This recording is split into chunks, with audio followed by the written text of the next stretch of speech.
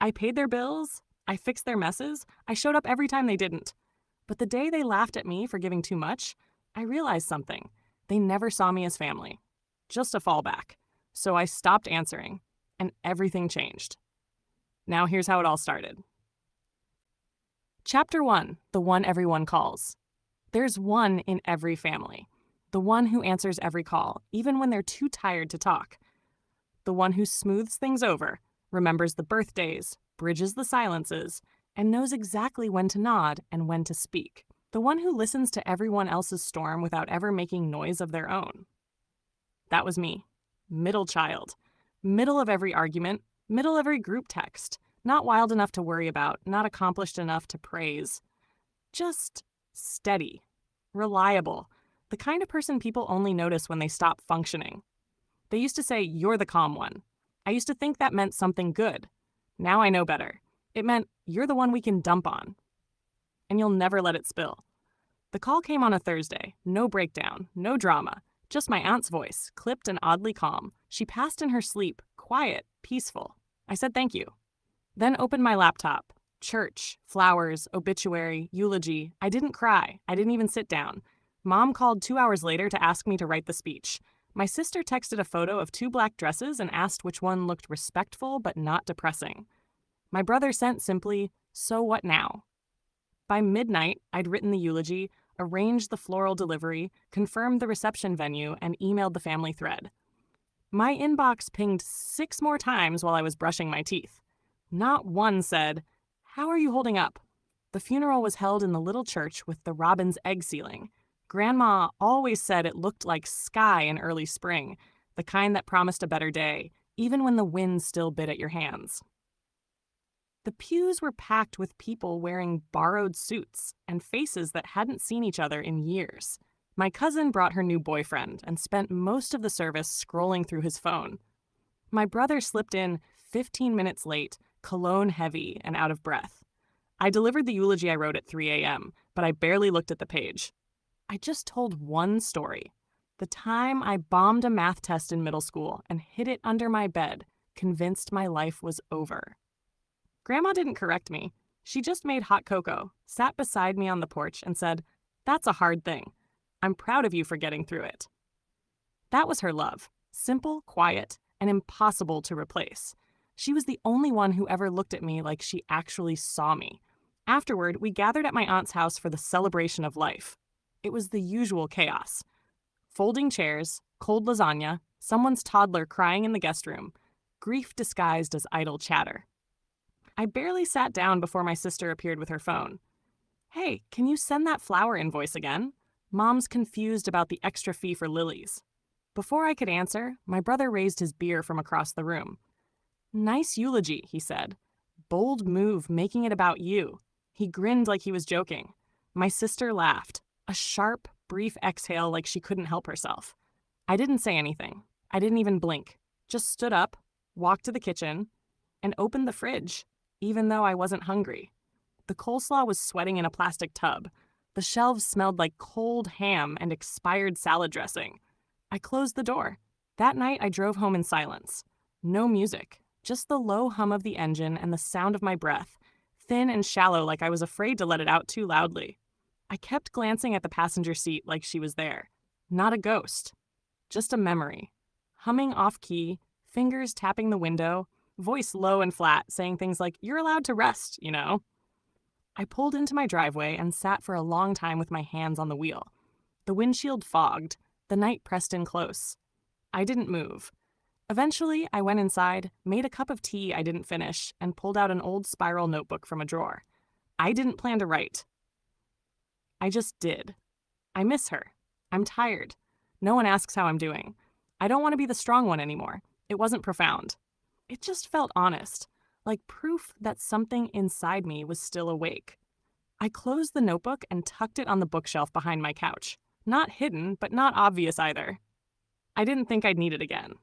The week after the funeral, my family carried on like grief was a weekend event.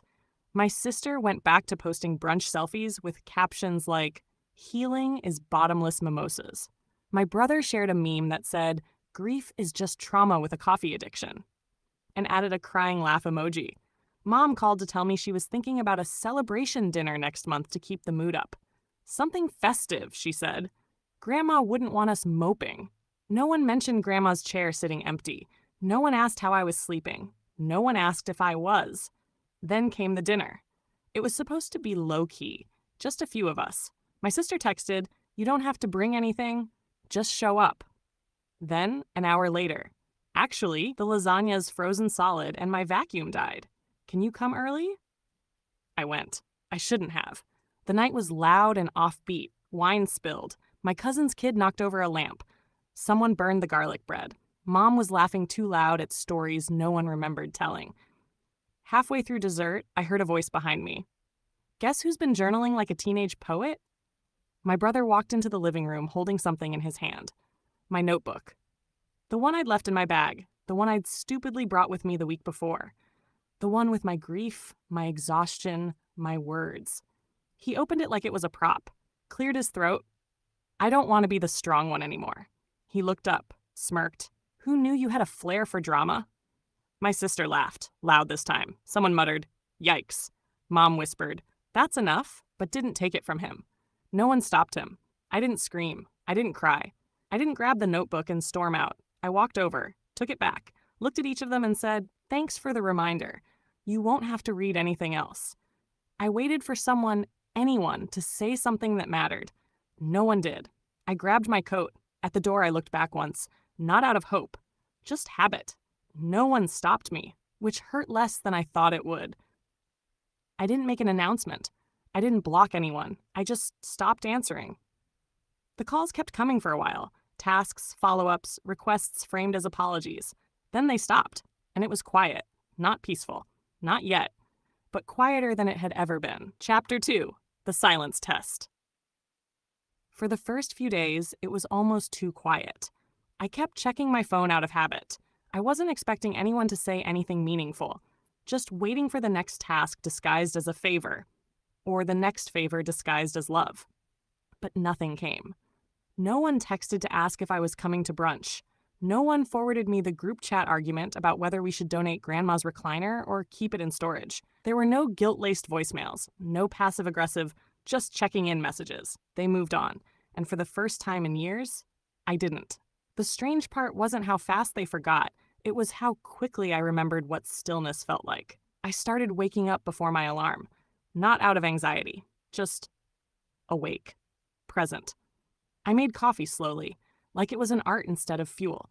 I read old books I used to love, dog-eared and water-damaged. I caught myself breathing deeper, as if my lungs were finally allowed to take up space. The grief was still there, but it wasn't jagged anymore. It had softened into something quieter, something I could sit next to without flinching.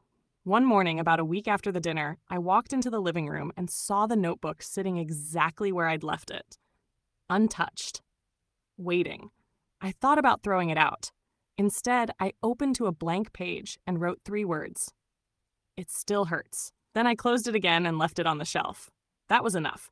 The silence stretched into 2 weeks. No calls, no texts, no knocks on the door. It was the longest I'd ever gone without being someone's emotional support line. That silence became its own kind of test. Because part of me, the part that still measured my worth by how needed I was, kept whispering, "If no one reaches out, do you still matter?" That voice was hard to ignore. But I did. A few days later, I ran into my neighbor Elijah in the hallway. We'd spoken maybe 3 times in the 2 years I'd lived there, mostly about packages or weather. But that day, he noticed the bags under my eyes and said, "You all right?" I almost lied. Almost said, "Yeah, just tired." But something about the way he asked, direct, not nosy, made me pause. So I said, "Honestly, not really. Been a weird month." He nodded like that was enough. No follow-up. No overreach. "I'm grabbing coffee," he said. "Want one?" I said yes. He came back with 2 cups, one black, one with oat milk and cinnamon. I hadn't told him how I take it. He just guessed. Got it right. We drank it in silence on the steps. It was the best conversation I'd had in weeks. The next day, Elijah invited me to a game night at his place. Nothing big, just a few friends, some pizza, cards. I almost said no. My instinct was to shrink back, to avoid taking up space in places I hadn't been specifically asked to fix. But I went. The apartment was warm and loud and mismatched. There were 3 people on the floor, someone using a laundry basket as a chair, and music playing from a phone duct taped to a speaker. No one asked what I did for a living. No one grilled me about grandma. No one knew I'd been invisible for most of my life. They just dealt me in. That night, on the walk back to my place, I felt it. A weight I'd gotten used to carrying was suddenly gone, and I realized I'd never put it down. It had been taken from me, gently, by people who didn't even know I was drowning. They just saw a person and made room. The next morning, my phone lit up for the first time in days. A text from my mom. "Hey, just wondering if you're free this weekend. We're all going to Aunt Carol's for a little get-together. Everyone would love to see you." There was no apology, no mention of the notebook, no acknowledgement of what had happened. Just a quiet request to slide back into place like nothing had snapped. I stared at the message for a while. Then I did something small but seismic. I didn't respond. That silence rippled. 2 days later, my sister messaged me. "Hey, are you mad at me or something?" I almost laughed. Not because it was funny, because it was such a familiar pattern. They don't notice you breaking, but they panic when the pieces aren't there to serve them anymore. I left it on read. Another message came later that night, this time from my brother. "So what? You ghosting now?" No greeting, no question, just that, a challenge. I didn't answer. The next morning, he sent one more. "Grow up." That one made me smile. Not because it was cruel, but because it confirmed what I already knew. They hadn't changed. But I had. By the 3rd week, the silence wasn't just a test. It was a boundary, one I didn't feel the need to explain or defend. Elijah texted me on Saturday to ask if I wanted to help him fix a shelf in his kitchen. I said yes. We ended up spending 3 hours trying to anchor a crooked plank to a crumbling wall, laughing at how little either of us knew about home repairs. At some point, he asked if I wanted to stay for dinner. I said sure. He cooked badly. I washed dishes. We didn't talk much. It was perfect. That night, lying in bed, I realized something I hadn't been able to see before. My family didn't miss me. They missed what I did for them. They missed the buffer, the peacekeeper.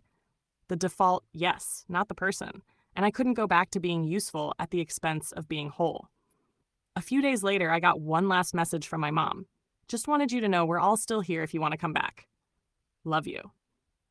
There it was. That word, back. As if I'd gone somewhere I wasn't supposed to.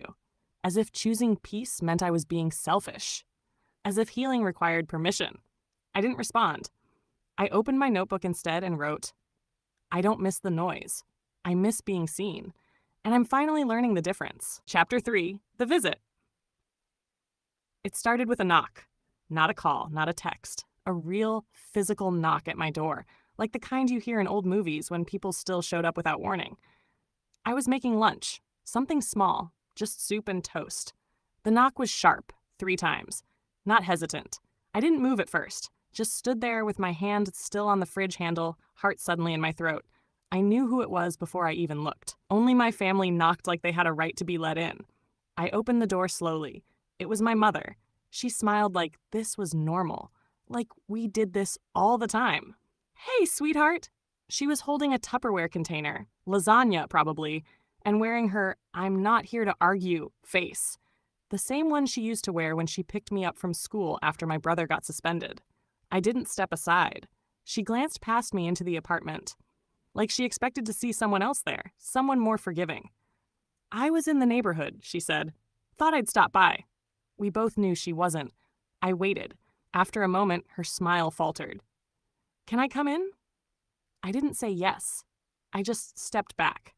She walked inside like it still belonged to her, set the lasagna on my counter, looked around at the small living room like she was cataloging the ways I'd changed it.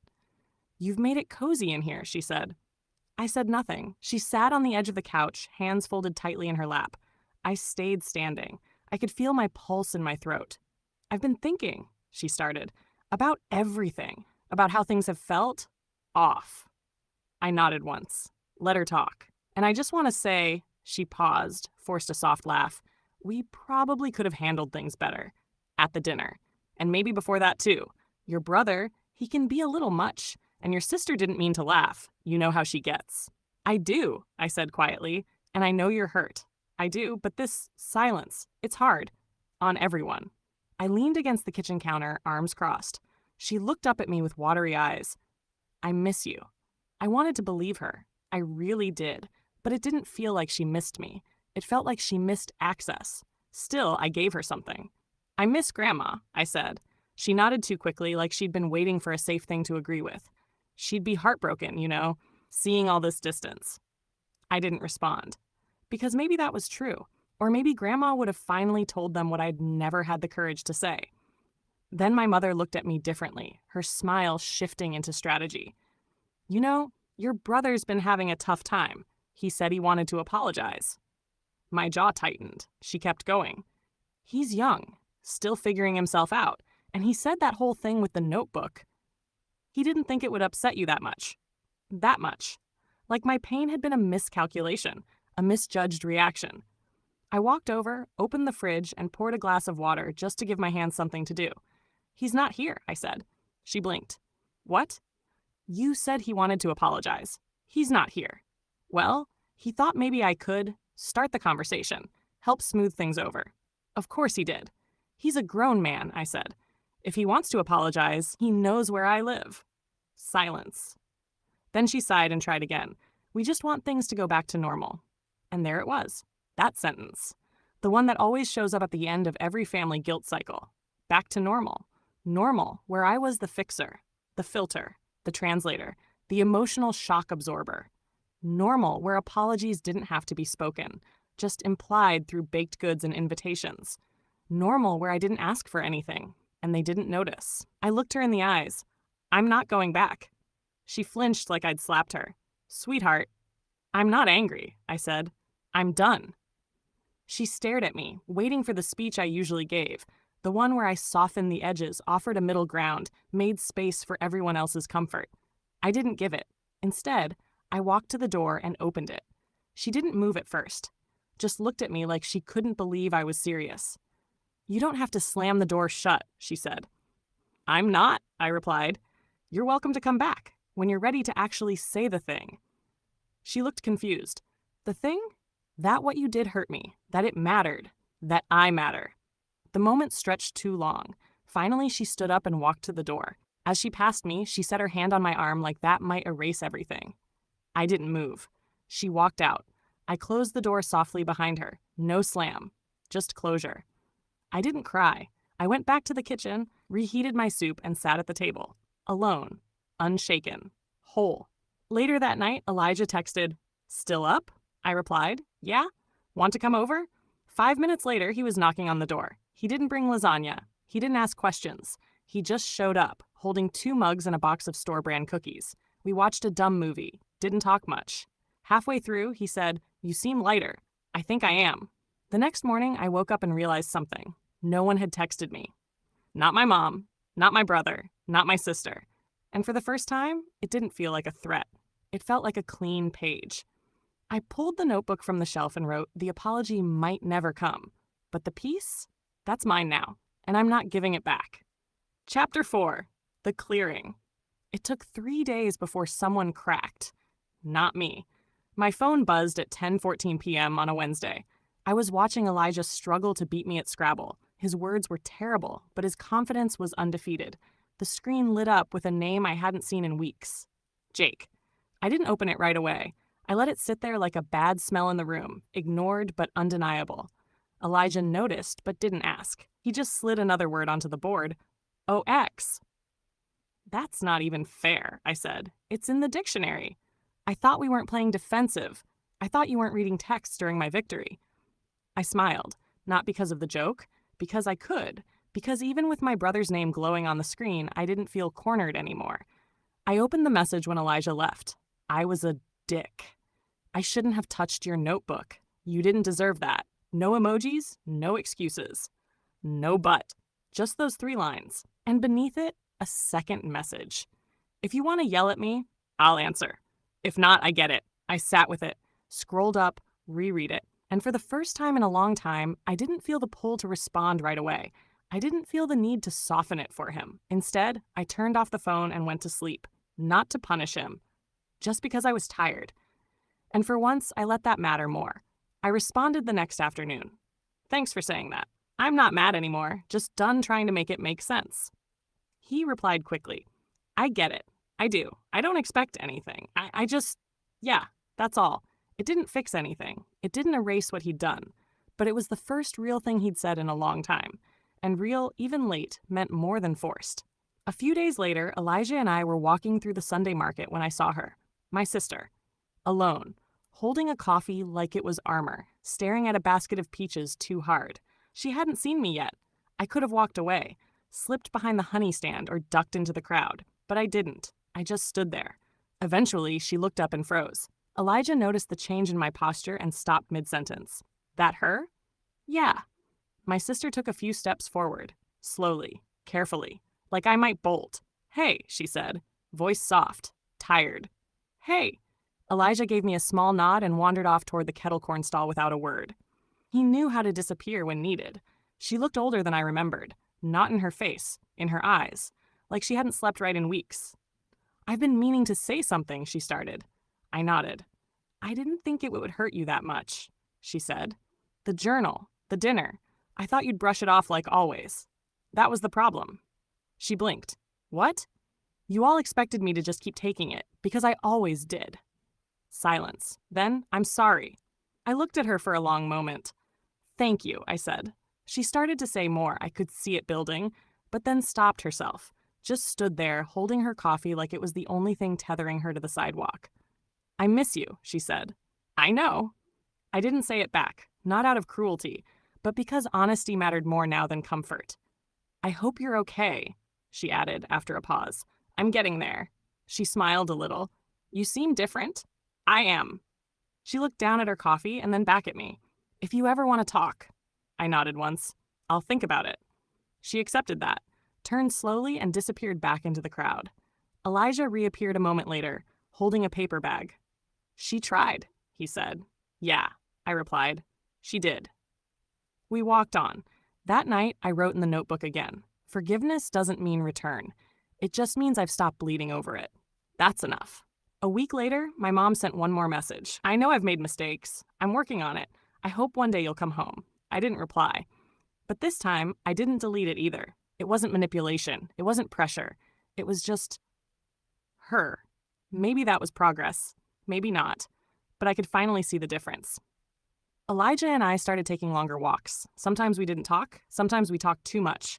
But it wasn't about fixing anything. It was just life, shared without demand. One night, we passed by a small bookstore I used to love but hadn't visited since college. He paused at the window.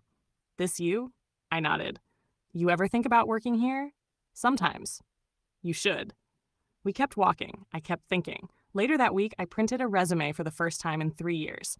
Not for survival. Not for family. For me. Chapter 5. The Shift. The bookstore smelled like dust and old paper. Not unpleasant, just familiar. Like a memory you forgot belonged to you. I stood at the front desk holding a resume with slightly curled edges. The woman behind the counter, maybe late 40s, glasses hanging from a cord around her neck, smiled without looking up from her laptop. Help you? I'm hoping so, I said. Are you still hiring part-time? She looked up, took the paper from my hand, scanned the top. You worked admin before? Yeah, mostly scheduling, logistics, problem solving. She raised an eyebrow. You mean customer service? I smiled, that too. She studied me a second longer, then nodded. You free Thursday? Absolutely. Bring coffee. I drink mine black. That was it. No interview, no questions about why I hadn't worked in years, no ask for references, just bring coffee. That Thursday morning, I woke up early, not from nerves, from something else. Excitement. It was quiet, peaceful. Elijah was still asleep, curled into the blanket on my couch like a human question mark. I made coffee, pulled on a sweater, checked my shoes twice. Before I left, I scribbled a note. Got the job, maybe. Don't burn the kitchen. When I walked out the door, I didn't feel heavy or small or responsible for anything but showing up. And for once, showing up felt like enough. The bookstore was slow, warm. Sunlight spilled across the floor like it belonged there. A wind chime on the door jingled softly every time someone came in. I learned the register, sorted new arrivals, recommended a novel to a college student who asked what to read when you're trying to remember who you are. I handed her a copy of The Secret Life of Bees. She smiled. Is it sad? Just enough, I said, but it ends in a better place. That night, Elijah took me to a rooftop bar I didn't know existed. It was loud, full of plants, and too expensive for what it offered. But the view was good, and he liked the fries. So are you going to become a full-blown literary snob now? I sipped my drink. I already am. This just makes it official. He laughed, then leaned forward, elbows on the table. You're glowing. I raised an eyebrow. Glowing? Not in a weird way. You just don't look like you're waiting to get hit anymore. I didn't know what to say, because he was right. I wasn't bracing anymore. Not for texts, not for judgment, not for being pulled back into someone else's gravity. I was finally orbiting myself. Later, walking home, he stopped outside my building and didn't say anything right away. I turned. What? He hesitated, then said, I like being around you. I know. He smiled. You gonna make me say the rest? I waited. I think I'm falling for you, he said. But I don't want to rush it, or make it weird, or mess up what's already working. I didn't say anything for a moment. Then I reached for his hand. You're not rushing, I said, and I'm not running. We stood like that for a while. No plans, no definitions, just stillness. It felt like the beginning of something I didn't need to control. When I got upstairs, I opened the notebook again. The handwriting had softened since chapter 1. Fewer scratched out lines, fewer apologies written to no one. I wrote, something is growing where the weight used to be. Not love. Not yet. Just space. But I think that's where love starts. The next day, my mom called. Not a text. A call.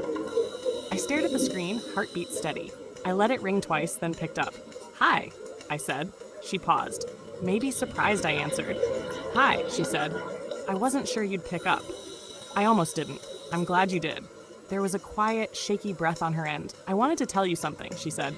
Not about your brother, not about your sister, just me. I waited. I don't know how to fix it, she said. But I know I hurt you. And I think I've been more scared of hearing you say it than I've been willing to admit. You don't have to be scared, I said. But I'm not going to make it easier for you either. I know, she said. That's fair. Another pause. I love you, she said. No strings. For a long time, I didn't answer. I didn't rush. I just breathed. I believe you, I said. But I'm not coming back. You don't have to. That surprised me. Okay, I said quietly. Okay, she echoed. Then she hung up. I stared at the screen for a while, then set the phone down and went back to my tea. No wait, just quiet. And this time it didn't feel empty.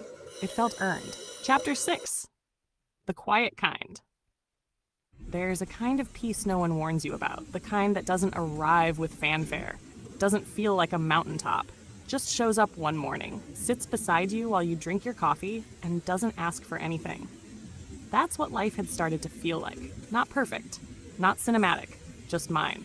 The bookstore offered me regular hours, 3 days a week, 4 on a good week. I shelved biographies, wiped fingerprints off poetry collections, rang up paperbacks for mothers buying time between errands. People came in and asked for stories. I handed them what I could. But the real shift was what I stopped handing out. Excuses. Apologies. Explanations for how I spend my time. Why I say no. Why I didn't show up to the family barbecue last weekend, even though it's not the same without you. It wasn't about avoiding them anymore. It was about choosing me. One evening after close, Elijah met me at the shop. I locked up while he leaned against the doorframe holding takeout. You still good for movie night? I earned it, I said. Someone tried to return Wuthering Heights because nobody warned them everyone in it is toxic. He laughed. Did you refund them? Absolutely not. We walked home under string lights and early spring wind. He talked about his sister's baby shower. I listened, even though I'd never met her. It felt normal. It felt light. After the movie, I curled into the corner of the couch while Elijah cleaned up without asking. He always did that.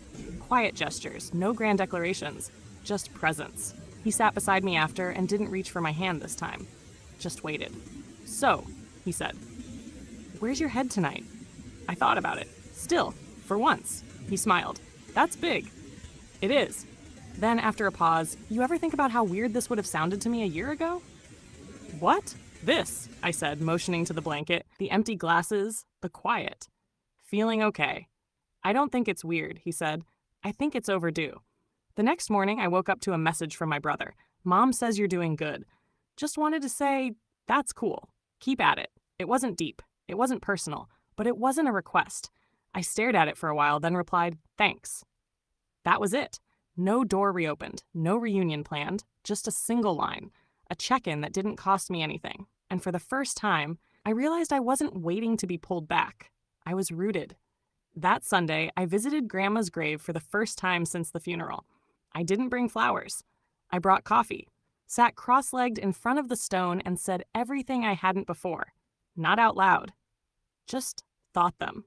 How much I missed her. How grateful I was that she saw me when no one else did. How I was finally figuring out how to do that for myself.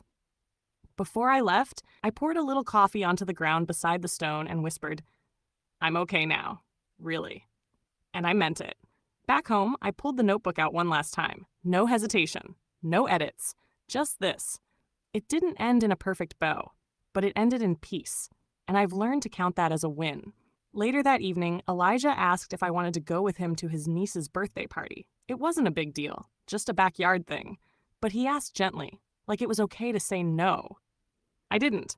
We showed up with cupcakes I barely remembered baking. His family greeted me like I'd always been there. No quiz, no backstory needed. One of his cousins pulled me aside and said, "We're glad he has you. You balance him." I smiled, because they had no idea how much he'd balanced me too. We left just before sunset. Driving home, windows cracked, Elijah glanced over and said, "You ever think about what you want next?" I turned toward the sky, pink gold and soft on the edges. "Not yet," I said, "but I know I get to ask the question now." And that, more than anything, felt like freedom.